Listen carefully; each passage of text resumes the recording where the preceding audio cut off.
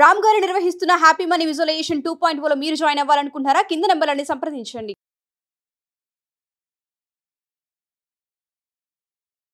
నమస్కారం డాక్టర్ శ్రీ ఆచార్య అనంతకృష్ణ స్వామి గారు.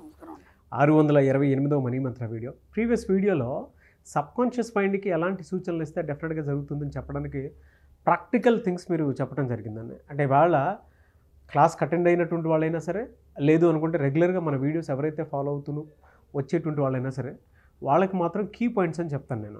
ఎందుకంటే ఆ సబ్జెక్ట్లో ట్రావెల్ అయ్యి ముందుకు వెళ్తున్నటువంటి వాళ్ళకే దాని మీద అవగాహన వస్తుంది.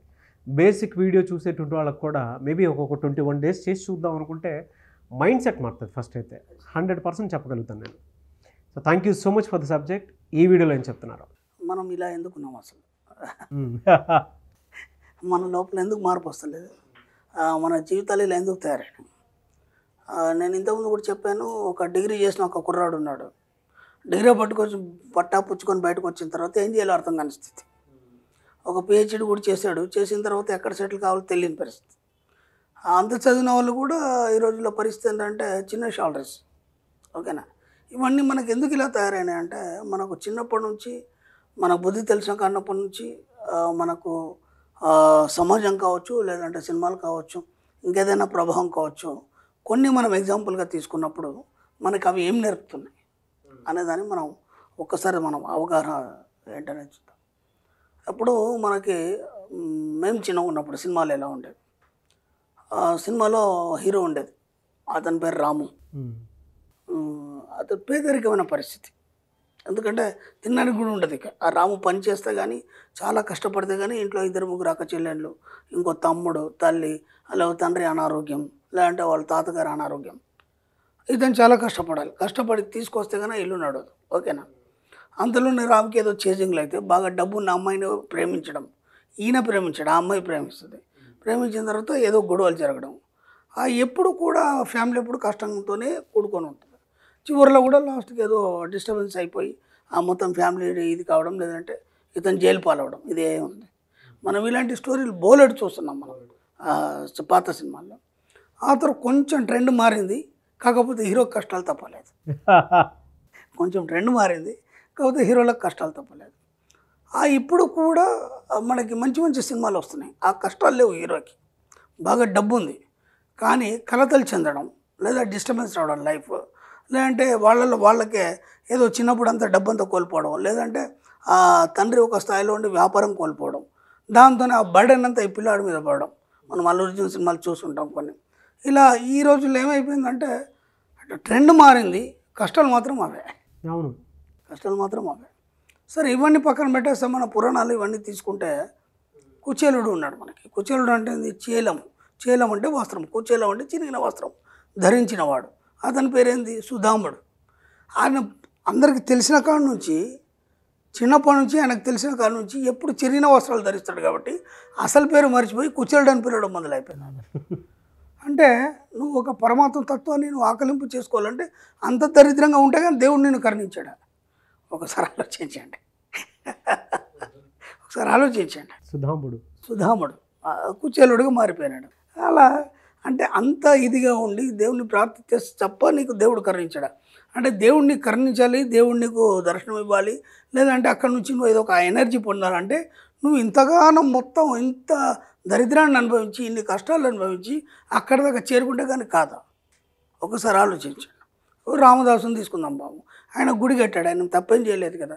అన్ని కష్టాలు పడితే కానీ దానికి ఇంకేదో కారణం చెప్పేసి అన్ని రోజులు జైల్లో పెట్టేసి ఆ తర్వాత కానీ దేవుడు దర్శనం జరగలేదు. అర్థమైంది? అంటే మీకు ఇక్కడ ఏమైపోయిందంటే మీ జీవితంలో ఒక వెలుగును చూడాలి అంటే అది పరమాత్మతత్వం కావచ్చు, ఇంకేదైనా కావచ్చు, లేదా ఒక బ్రైట్నెస్ చూడాలి, నువ్వు ఒక ఉన్నతమైన జీవితం గడపాలి అని అనుకున్నప్పుడు ఇవన్నీ కష్టాలు పడితే కానీ నువ్వు దాన్ని గడపలేవు అనేది మనకు ఇప్పటిదాకా తెలుసుకోవడం అనేది జరిగింది. దీనివల్ల మనం ఏం నేర్చుకున్నాం? ఒకసారి ఆలోచించండి. మనం ఏం చెప్తున్నాం ఇక్కడ? అతి సులభంగా డబ్బును సంపాదించాలి, అతి సులభంగా మీకు కావాల్సిన వాటి అన్నింటినీ అచీవ్ చేయాలి, అతి సులభంగా మీరు ధనవంతులు కావాలి, అతి సులభంగా నువ్వు ఉన్నత స్థాయికి వెళ్ళాలి. ఇవన్నీ పక్కన పెడితే ఒక రచయిత ఉన్నాడు.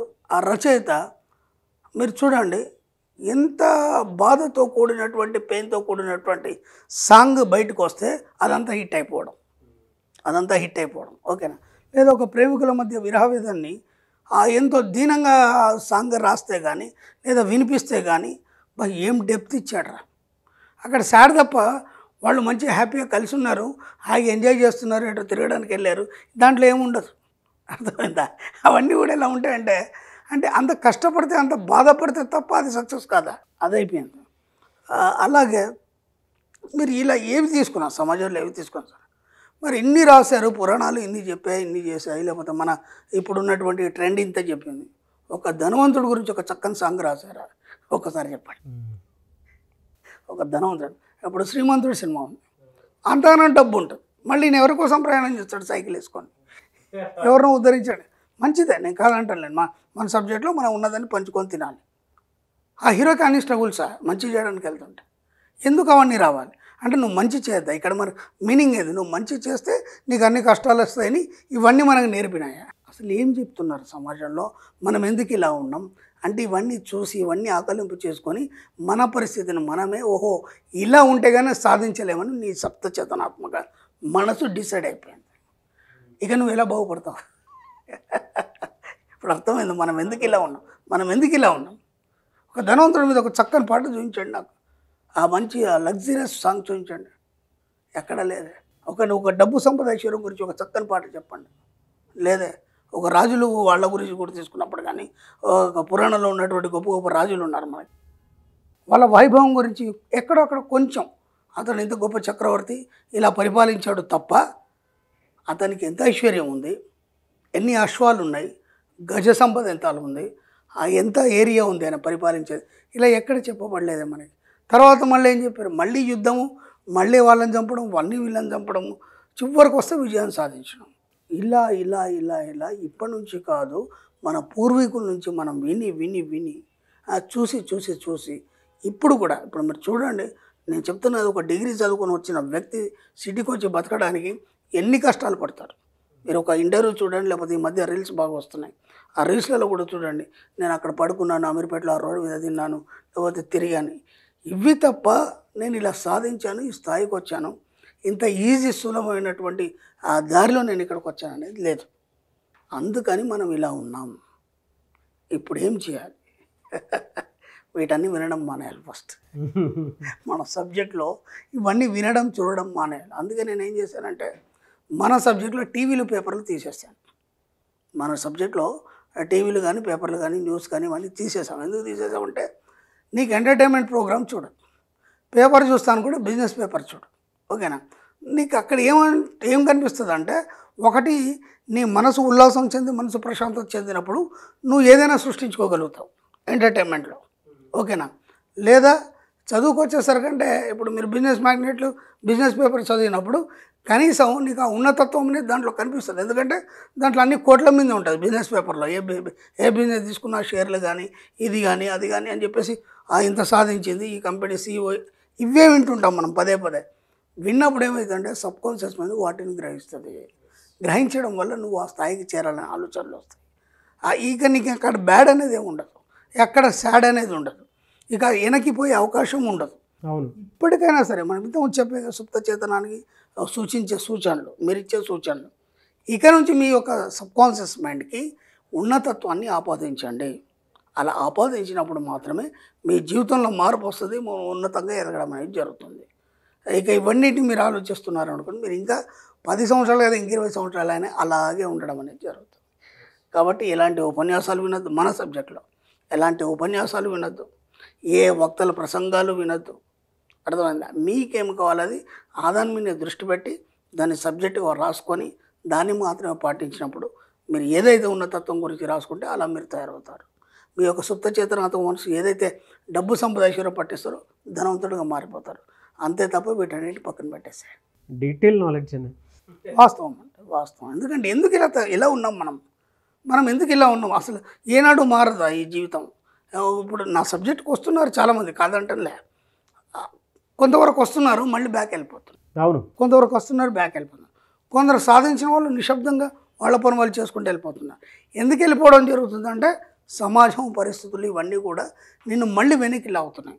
ఒక మీడియా ద్వారా కావచ్చు, లేదంటే ఒక న్యూస్ పేపర్ ద్వారా కావచ్చు, లేదంటే సమాజంలో జరిగే విషయాలు కావచ్చు, ఏమైనా సరే మనం నెగిటివ్ని ఆపాదించుకోవడం వల్ల అటువైపు వెళ్ళడం వల్ల నువ్వు మళ్ళీ ముందుకు వెళ్ళలేకపోతున్నావు.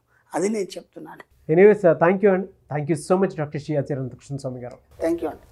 సో చాలామంది పర్సనల్గా క్లాసెస్కి రావాలని ఎదురు చూస్తూ ఉంటుంటారు సార్. వాళ్ళ కోసం క్లాసెస్ ఎక్కడ నిర్వహించబోతున్నారు? ఈ మధ్య కాలంలో ఏ క్లాసెస్ ఉండబోతున్నాయి? మనకి ఇప్పుడు ఈ 2024 అమ్మ 16th జూన్ 16 జూన్ మనకి హైదరాబాద్లో ఉంటుంది. అలాగే 23 జూన్ మనకి విశాఖపట్నంలో ఉంటుందమ్మ. అలాగే 30 జూన్ వచ్చి తిరుపతిలో ఉంటుంది. 7 జూలై వచ్చి రాజమండ్రిలో ఉంటుంది.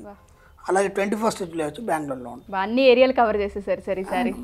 ఖచ్చితంగా వీలైనంత తొందరగా ఎన్రోల్ చేస్తాం. తప్పకుండా సార్, తప్పకుండా. Thank you sir, thank you so much. Thank you. Suman టీవీలో మీ పర్సనల్ అండ్ బిజినెస్ ప్రమోషన్స్ కోసం కింది నెంబర్కి కాంటాక్ట్ చేయండి.